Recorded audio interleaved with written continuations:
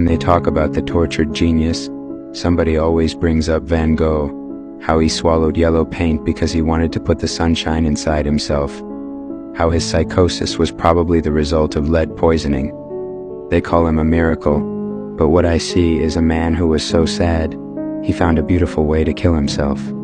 They say, "It's awful, isn't it?" They say, "It's always the talented ones who go before their time." And me, a 9-year-old kid who's always been told they were so talented, wonders when I am going to die. We study them in school, the tortured artists. Look at all the poets who killed themselves. What would their work have been without their depression?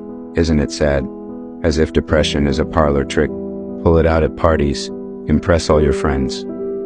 As if depression isn't seeing how long you can go between showers before somebody notices, or pizza rolls for dinner 3 nights in a row, and then nothing the night after. Because going to the store is an impossibility that you have not yet gathered the courage to conquer.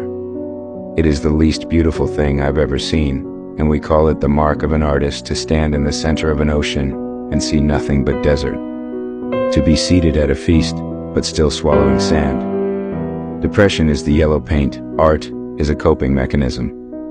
Van Gogh is good because when he had nothing, he had paint. When he was empty, he had paint. When the world was awful, he had paint. When he hated himself, he didn't hate the paint.